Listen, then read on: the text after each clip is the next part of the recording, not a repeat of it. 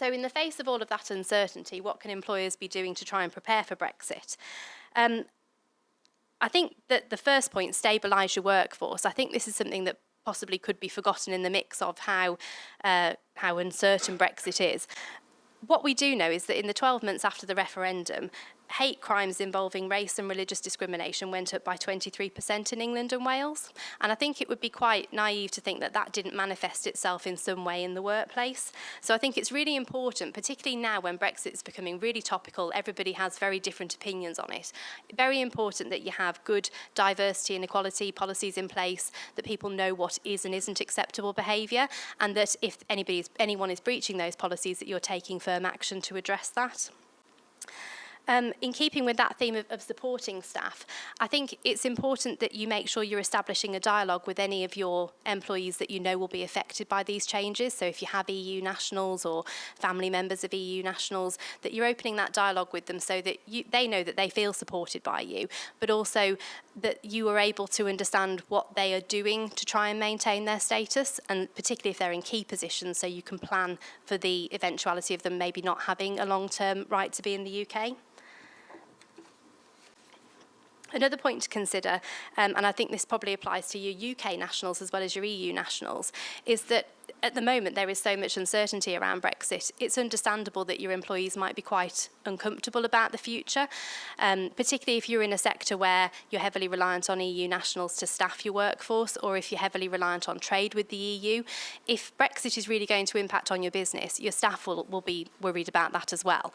So having a dialogue with them and making sure you're communicating that the business is on top of it, that they know what they're planning to do, that they are thinking about these things, that will hopefully give them some reassurance in the coming months.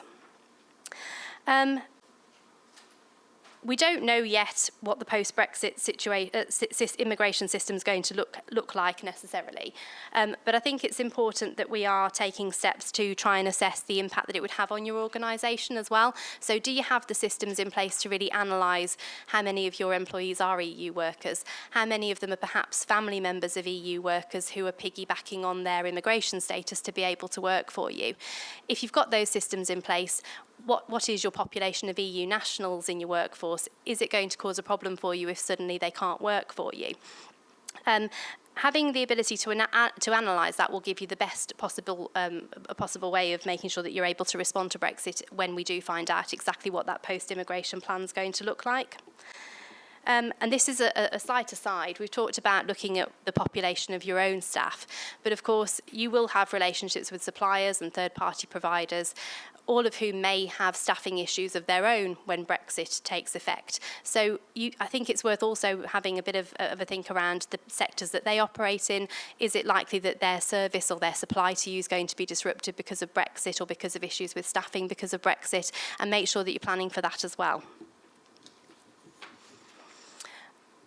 And then the final point is really about future-proofing your workforce.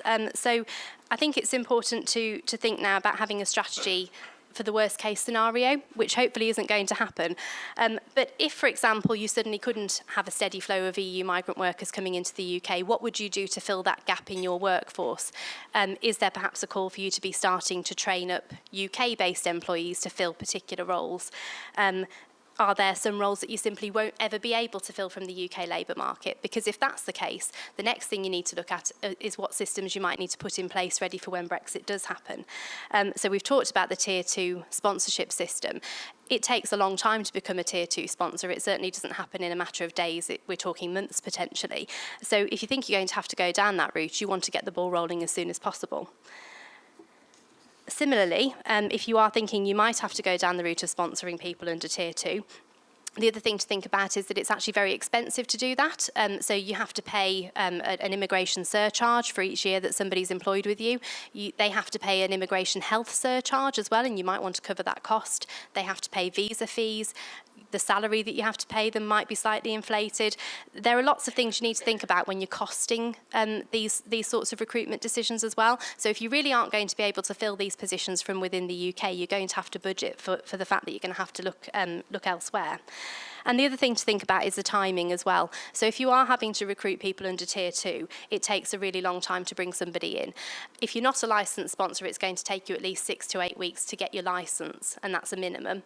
And then you're going to have to go through the process of advertising the position, which again is another 30 days. You're then going to have that person, you're going to have to apply for a certificate of sponsorship for that person, which again could take a month or 2 months depending on what date you actually get your application in.